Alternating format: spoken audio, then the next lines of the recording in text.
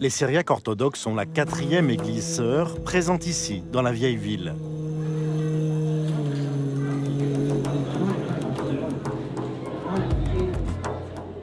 Ils vivent, selon la tradition, dans la maison de Saint-Marc, à l'endroit où Jésus a célébré le jeudi saint la première Eucharistie, le lavement des pieds, et où l'Esprit est descendu sur les apôtres le jour de la Pentecôte.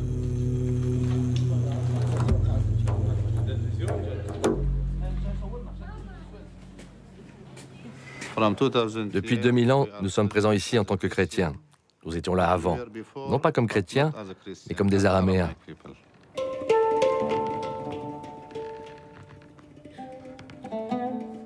Les moines prient, écrivent et parlent en syriaque, une langue très proche de l'araméen, la langue du Christ. Ils sont les descendants de la première communauté chrétienne locale.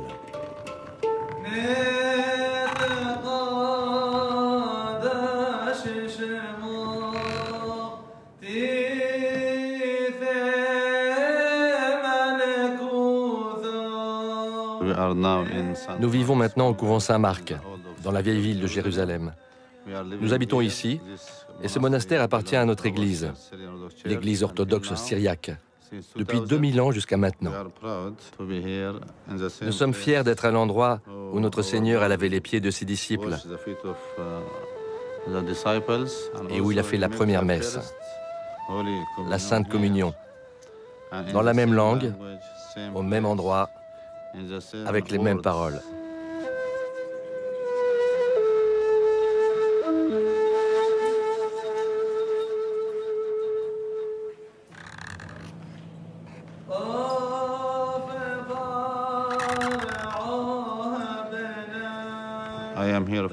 Je suis ici depuis 20 ans. Nous avons 5 moines ici. Un prêtre à Bethléem, un autre en Jordanie, et nous avons des fidèles ici. Environ 5000 fidèles, dont la majorité à Bethléem et Jérusalem. Quelques familles à Jéricho, Ramallah, Nazareth. Les problèmes que nos fidèles rencontrent ici sont nombreux.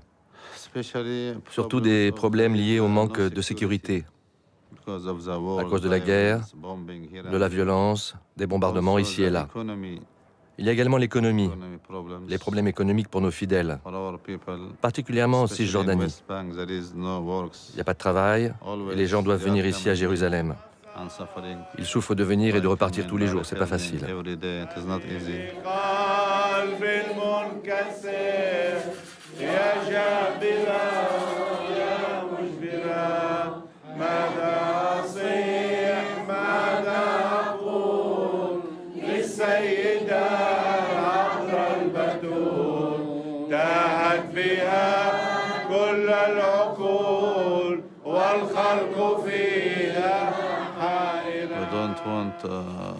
Nous ne voulons pas que nos églises, nos monastères soient vides, que cela devienne comme un musée, sans personne.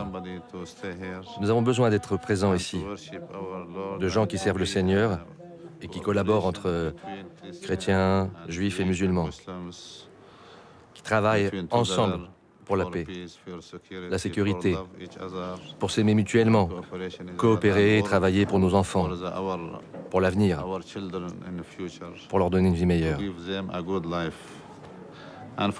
C'est pour cela que nous travaillons à l'unité des églises, pour que toutes les églises soient une.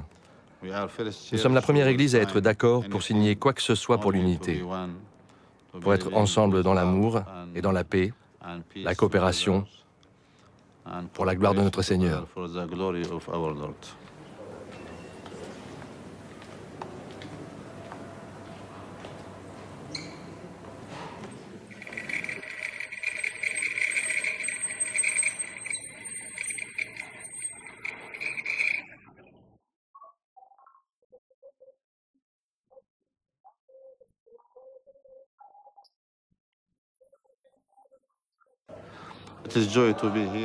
C'est une joie d'être ici, à l'endroit même où est née la foi chrétienne et où a commencé la vie de notre Seigneur.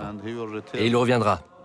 Et nous attendons son retour au même endroit, pour que, de Jérusalem, il nous porte vers le ciel, pour que nous continuions notre vie dans la lumière céleste.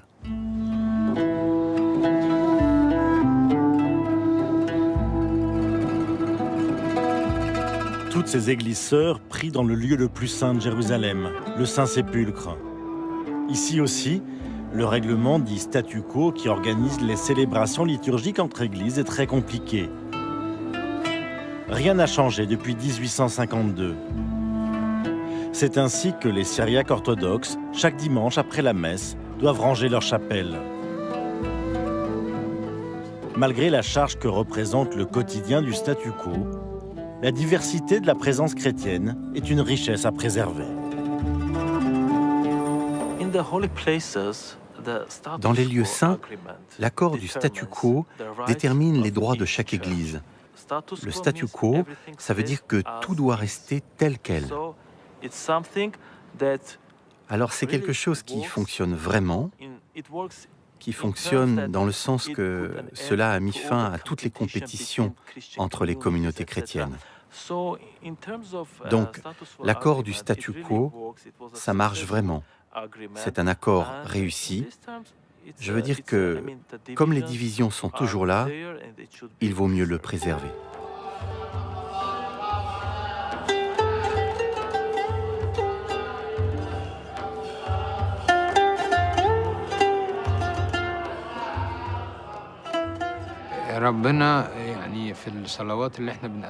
Dieu, dans toutes nos prières que nous lui adressons, ressent toutes choses.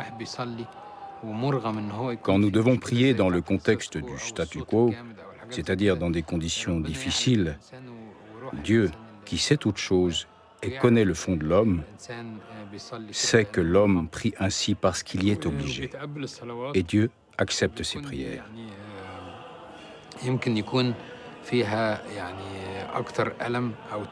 C'est plus difficile que si l'on prie chez soi, dans de bonnes conditions, au calme. Dieu connaît ce contexte, accepte tout ceci et donne même de la valeur à ses prières. Dieu récompense l'homme selon son effort, qui est fait dans ce contexte.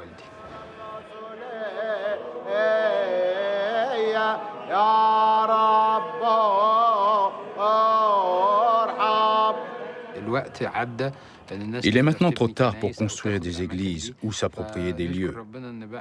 Nous remercions donc Dieu que les Coptes et les autres églises orientales originelles possèdent des lieux ici, qu'ils puissent profiter de la prière devant le tombeau du Christ et le Golgotha.